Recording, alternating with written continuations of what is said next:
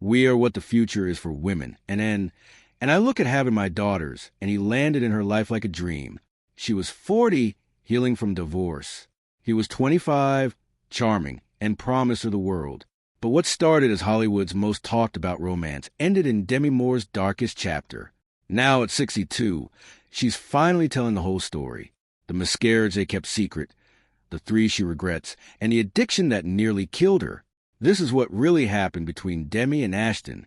Demi Moore was born on November 11, 1962, in Roswell, New Mexico. Her life was difficult from the start. Her father left before she was even born, and her mother struggled to take care of her.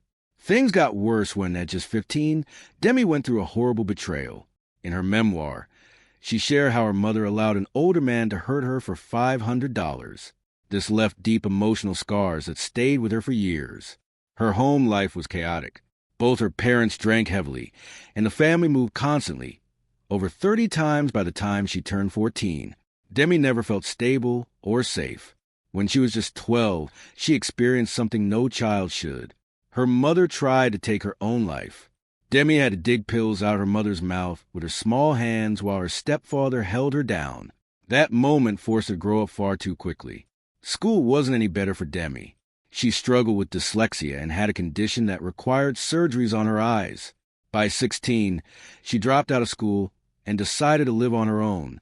She worked different jobs to support herself, including modeling and debt collection. At 17, she married rock musician Freddie Moore, hoping to leave her troubled past behind, but the marriage only lasted 4 years. Despite everything, Demi didn't give up. She wanted a better future and kept pushing forward. At 19, Demi got her first big chance. She was cast in the soap opera General Hospital, playing a journalist named Jackie Templeton. Over 1,000 actresses tried for the role, but Demi stood out. She made just $750 per episode, but this role was the beginning of something bigger. Her character Jackie was strong and determined, which wasn't common for women on TV at that time.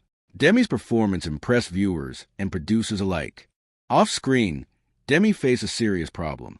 She was struggling with addiction. She partied heavily, often for days. Her director, Joel Schumacher, stepped in when he saw her potential. He helped her stay sober by arranging for someone to be with her all the time during the filming of her next big project, St. Elmo's Fire. This support helped her turn her life around. In 1985, Demi starred in St. Elmo's Fire, which became a huge success.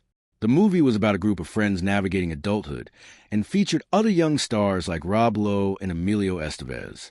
Demi played Jules, a party girl with her own struggles, a role that mirrored some of her real-life challenges. But getting the role wasn't easy. Joel Schumacher gave her an ultimatum: get sober or lose the part. Demi chose to fight her addiction and succeeded. The studio even paid for someone to stay with her throughout filming, making sure she stayed on track. The film made Demi part of the Brat Pack, a group of rising young stars in the 1980s. While the term wasn't loved by the actors, it brought them fame and attention. Demi's performance in St. Elmo's Fire opened more doors for her. Soon she starred in movies like About Last Night and Ghost, which made her one of the biggest names in Hollywood. Years later, people still talk about the Brat Pack. In 2024, a documentary called Brats premiered, where Demi and her co-stars reflected on that era. There are even talks of a sequel to St. Elmo's Fire, with hopes of reuniting the original cast, including Demi. Demi Moore became a superstar in 1990 with the movie Ghost. The film was a massive hit, making $505.7 million worldwide, even though it was made on a small budget of $22 to $23 million. It became the highest-grossing movie of 1990, and at the time, the third highest-grossing film ever. People loved it so much that it became the most rented video in the U.S. in 1991. In Ghost, Moore played Molly Jensen, and her performance touched audiences deeply. The pottery wheel scene with Patrick Swayze set to Unchained Melody became iconic and is still remembered as one of the most famous moments in movie history. Her short haircut in the film also became a global fashion trend, with women everywhere copying the look. The movie's success also had a personal side for Moore.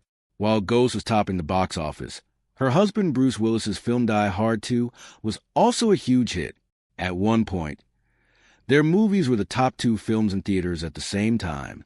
This hadn't happened for another married Hollywood couple until 34 years later. The success of Ghost also earned Moore a Golden Globe nomination and a Saturn Award for Best Actress, showing how much critics and fans appreciated her work. The movie wasn't just a love story. It mixed romance, comedy, and supernatural elements in a way that was new for Hollywood. Its success proved that movies with unique ideas could still be big hits. This inspired filmmakers to try more creative storytelling in the years that followed.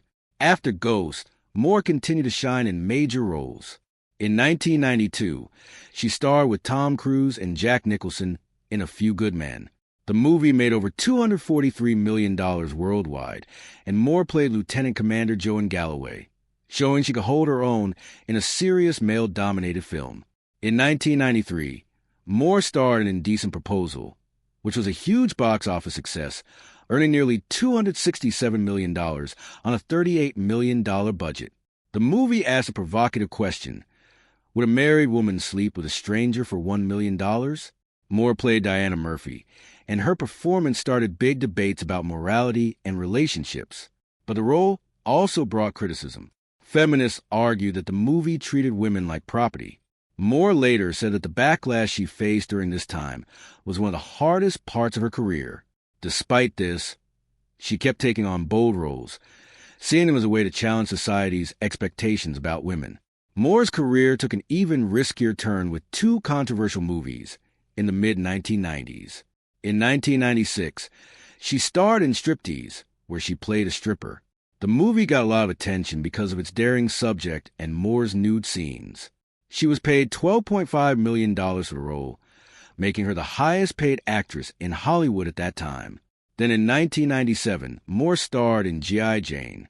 In this film, she played the first woman to go through Navy SEAL training. To prepare for the role, Moore shaved her head on camera and did many of her own stunts. She also trained hard, building muscle and lowering her body fat to just 10%. These 2 roles showed opposite sides of Moore. In Striptease, she embraced her femininity and sexuality, while in G.I. Jane, she took on a tough, masculine role. This sparked debates about gender roles in Hollywood. Moore herself reflected on this, saying that playing a stripper upset women and playing a soldier upset men. Even though these movies brought controversy, they also made Moore's star power even bigger. But the criticism and public scrutiny affected her deeply. In her 2019 memoir, Moore shared that this period marked the start of a tough time in her personal life, with struggles involving substance abuse and body image issues. Demi Moore's life took a significant turn when she married musician Freddie Moore at just 17 years old. This happened on February 8, 1980. The marriage didn't come from love. It was more about escaping the pain of losing her stepfather. She admitted this years later in her memoir Inside Out.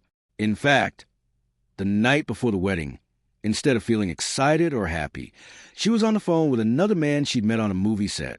Even before it started, the marriage felt like it wasn't going to work.